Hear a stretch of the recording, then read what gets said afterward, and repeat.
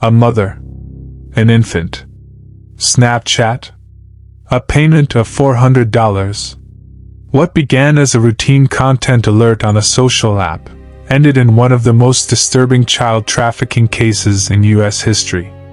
Tonight, for the first time, you will see how a routine notification led to an investigation that rocked Indiana, and how one mother became the center of a crime so shocking, it challenges everything we thought we knew about parental trust. This is the full, unfiltered story of Morgan Stapp. Morgan D. Stapp, 32-year-old resident of Indianapolis, Indiana. A mother of 7, ages ranging from infancy to early teens. On the surface, a typical mom sharing milestones and mundane moments. Public records reveal she received government aid and welfare.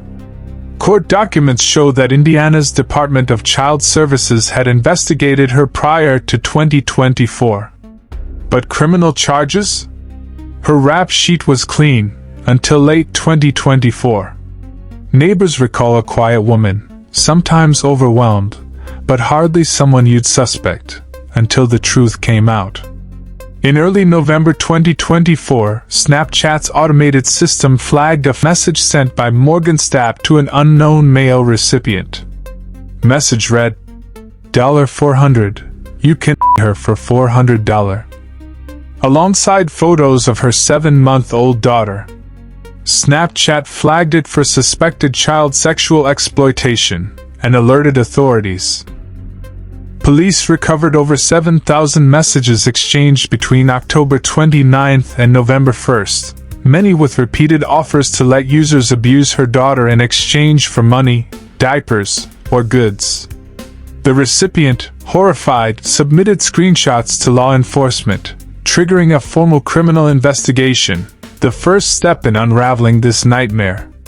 Morgan claimed her phone was hacked. But investigators disagreed. Digital experts traced the Snapchat account's IP address to Morgan's home network. The account was consistently active, long after her hack claim. She couldn't explain selfies saved after the alleged hack. Eventually, she admitted, "I lied because I didn't want them searching my house." Messages requesting photos for diapers. Offers of access to her toddler. All tied back to her phone, her IP. Her network.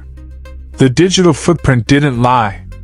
On June 28, 2025, investigators executed a warrant at Morgan's Indianapolis home. Inside, they found her phone, printed chat logs, and materials indicating she actively sought to monetize her daughter's abuse. Morgan was arrested and charged with Level 2 felony child sex trafficking. Her bond was initially set at $200,000, later reduced to $100,000. Multiple no-contact orders were issued protecting her children and the alleged chat recipient. Morgan's 7-month-old was immediately taken into protective custody. Her older siblings were placed under strict supervision. For child psychologists, the concern wasn't just trauma, it was the foundational betrayal. Infants may not remember the event long-term, but the betrayal registered in neural pathways, affecting future trust, emotional regulation, and development. DCS filed petitions citing neglect and attempted exploitation. The judicial process to reunify the children will likely span years. News of the case incited nationwide outrage. Tweets, petitions, and heartfelt pleas flooded the internet. Local lawmakers responded swiftly, drafting a bill titled Eli's Law, criminalizing online child sexual solicitation specific to minors under the age of 5.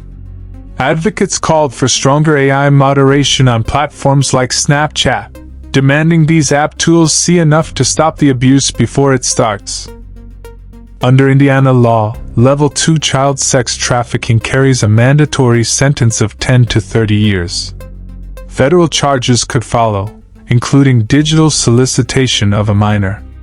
Morgan's lawyers have filed motions challenging digital evidence admissibility and asserting entrapment, while prosecutors argue a clear pattern of calculated behavior. How did a mother slip under the system's radar, despite DCS involvement and her own public admission of sharing sexualized content for diapers? Morgan says she didn't know what else to do, that she was overwhelmed and needed diapers, but insiders speak of deeper dysfunction, paranoid ideations, detachment, potential mental health disorders. Pre-trial motions expected in December 2025, jury selection in spring 2026. Either a plea or a historic trial. Federal prosecutors and INF police both have active interest.